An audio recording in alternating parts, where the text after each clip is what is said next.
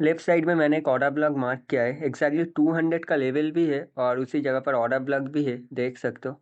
और candle order block level के ऊपर क्लोज करने की कोशिश, एक बार कोशिश किया और लास्ट के 3 सेकंड में और एक बार बायस ने पुश किया लेवल के ऊपर क्लोज करने के लिए, पर कैंडल को सेलर्स ने पुश करके लेवल के नीचे ही रखा है। मैं इस कैंडल पर एक रिवर्सल ट्रेड डायरेक्टली प्लेस कर सकता हूँ, पर बायस के मोमेंटम के अंदर अभी उतना वीकनेस नहीं है। भले ही कैंडल ऑर्डर ब्लॉक के अंदर क्लोज किया है और फाइट लूज किया है, और एक कंफर्मेशन मुझे चाहिए। मुझे एक बार सेलर्स का इंटरेस्ट देखना है, देन मैं एक ट्रेड प्लेस कर दूंगा। ओके, सेलर्स का इंटरेस्ट एंटर कर चुका है, मैं ट्रेड प्लेस कर देता हूँ। और मैंने 3 कंफर्मेशन के साथ डायरेक्टली रिवर्सल ट्रेड प्लेस किया। ऐसे ही मैंने जस्ट रैंडमली विदाउट कंफर्मेशन पहले ही ट्रेड प्लेस नहीं किया, ठीक है। कुछ दिनों से बहुत ज़्यादा बिजी हूँ, अब थोड़ा बिजी रहने भी वाला हूँ, कुछ अपडेट देना था। मैं थोड़ा शिफ्ट हुआ हूँ फॉरेक्स में, काफ़ी सारी चीज़ें समझ आ रही है और टाइम से पहले ही मुझे काफ़ी सारी चीज़ें पता चल चुकी है। आगे मैं उसके रिलेटेड बात करूँगा। अभी इस कैंडल के ऊपर फोकस करना 15 सेकेंड। अभी कैंडल को सेलर पुश कर रहे हैं ऑर्डर ब्लॉक के नीचे रखने के लिए। सेलर्स का एक स्पाइक एंटर किया एक्जैक्टली 10 सेकेंड पर, और कैंडल रेड बन सकता है। अभी इस कैंडल के ऊपर फोकस करना। ओके, सेलर कैंडल को 165 के नीचे रखना चाहते हैं, बायर कैंडल को 165 के ऊपर रखना चाहते हैं। कैंडल एग्जैक्टली क्लोज कहाँ पर हुआ है वो मैटर करेगा। कैंडल ने एग्जैक्टली गैप डाउन किया है 166 पर, और जो प्रीवियस कैंडल क्लोज हुआ है वो एग्जैक्टली 168 पर क्लोज हुआ था, और करंट कैंडल ने गैप डाउन किया 166। मतलब प्रीवियस कैंडल क्लोज ही हुआ है 166 पर। गैप कुछ नहीं होता, जस्ट एक इल्यूजन होता है जो लोगों को ट्रैप करता है, ठीक है। सो इसलिए मैं इस कैंडल पर सेलर्स के लिए ट्रेड प्लेस नहीं करूँगा। क्यों नहीं करूँगा? क्योंकि सेलर्स का ऑर्डर ब्लॉक है, सेलर कंटिन्यू कर सकता है, पर बायर का मोमेंटम भी स्ट्रांग है। सो बायर इस कैंडल को रिटेस्टमेंट बनाकर ऊपर की तरफ कंटिन्यूशन साइन प्रोवाइड कर सकते। और अभी इस कैंडल के ऊपर फोकस करना। बायर कैंडल को पुश कर रहे हैं, अभी कैंडल में एक्जैक्टली 6 सेकेंड है। बायर कैंडल को पुश कर रहे हैं 64 के ऊपर रखने के लिए, ठीक है। इसका मतलब 60 के ऊपर बायर कैंडल को रखना चाहते। ओके, लास्ट सेकेंड में भी बायर्स कैंडल को 65 के ऊपर रखने की कोशिश, और कैंडल ने 65 के नीचे गैप डाउन किया। अच्छे से फाइट को नोट करना, मैंने बोला 64 के ऊपर। 64 के ऊपर क्या है? 65 का राउंड नंबर। तो एग्जैक्टली आप लोगों को समझना है कि बायर फाइट कर रहे हैं राउंड नंबर के ऊपर रखने के लिए। और सेलर्स के अंदर वीकनेस है, देख सकते हो। सेलर का एक स्ट्रॉन्ग कैंडल, उसके बाद सेलर के अंदर वीकनेस है। तो मैंने डायरेक्टली ट्रेड प्लेस क्यों कर दिया? क्योंकि एक चीज़ हमेशा मैटर करता है कि एरिया किसका है, इलाका आप बोल सकते हो लोकल लैंग्वेज में, ठीक है भाई।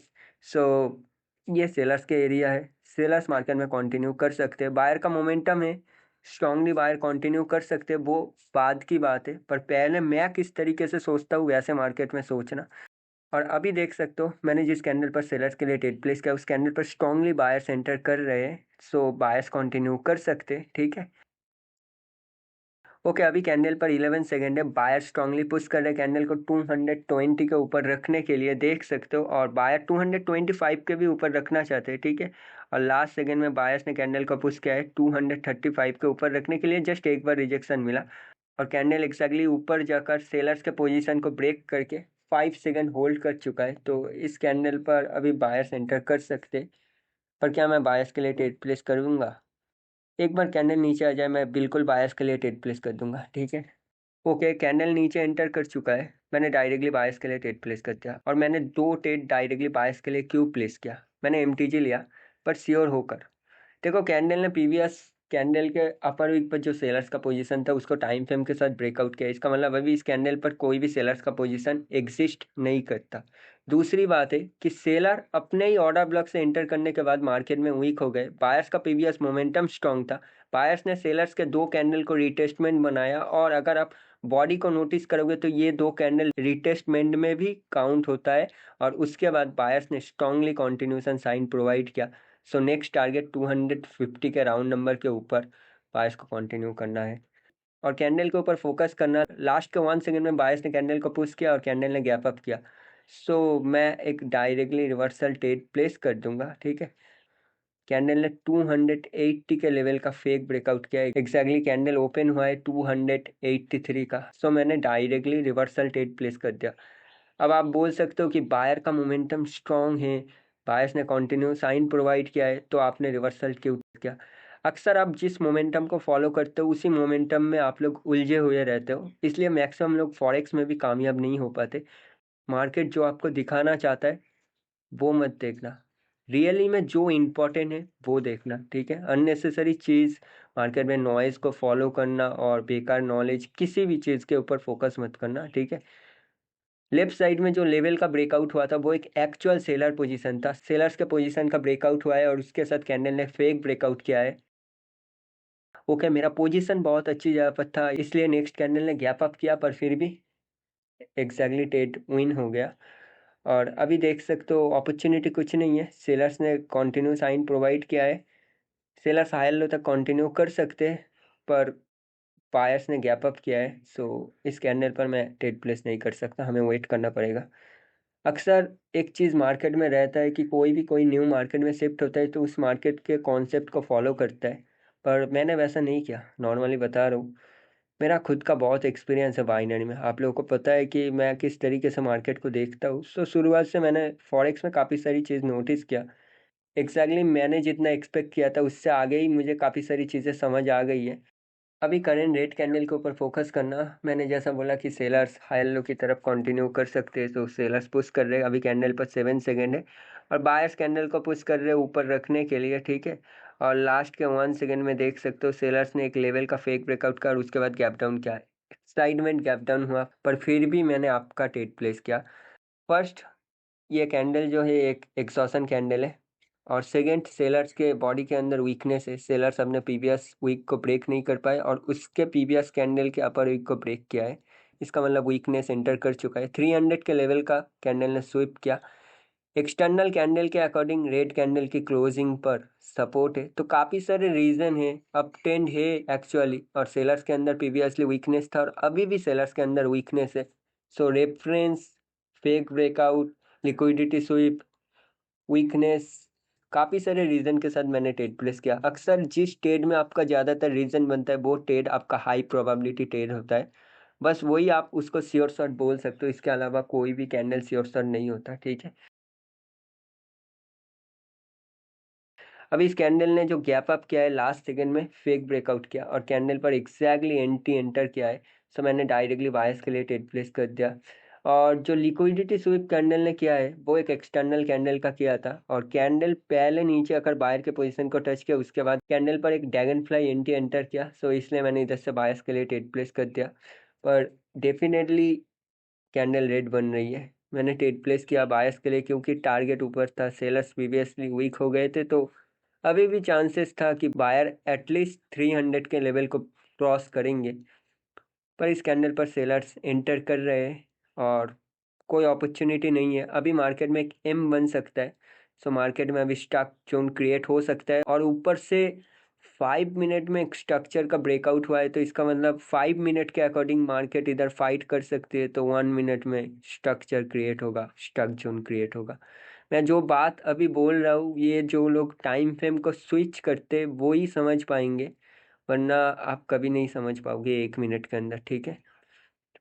दूसरी बात है कि मार्केट में देखो, एक चीज़ मैं बता देना चाहता हूँ, कोई भी चीज़ हो फॉरेक्स में, कोई भी कोर्स हो या कुछ भी हो, एक्सपेक्टेशन से ऊपर आपको डिलीवर नहीं कर सकता, और हमेशा कोशिश करना, क्वेश्चन करने की कोशिश करना, ठीक है।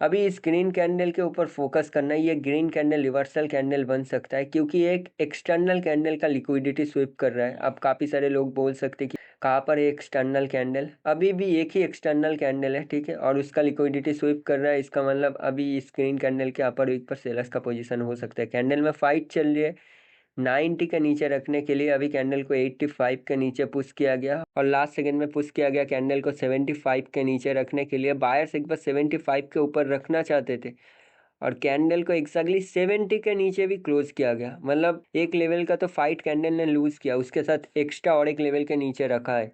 एक बार कैंडल 75 को टच करे मैं ट्रेड प्लेस कर दूंगा। ओके, कैंडल ने 73 को टच किया है, 75 को टच नहीं किया, और एक बार टच करे।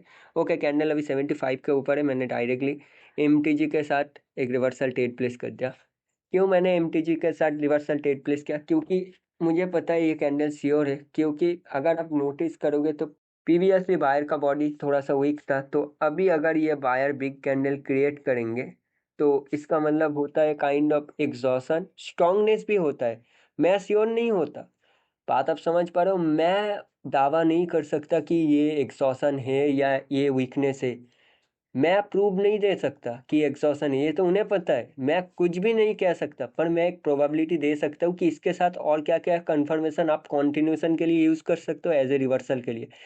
क्या आपको लगता है स्टॉक जोन में हमें कंटिन्यूशन करना चाहिए? पहला पॉइंट। दूसरा पॉइंट, और अगर कैंडल ने फाइट लूज किया है तो क्या आपको लगता है कि उस कैंडल में आपको कंटिन्यूशन करना चाहिए? तो दो चीज़ आपके सामने है।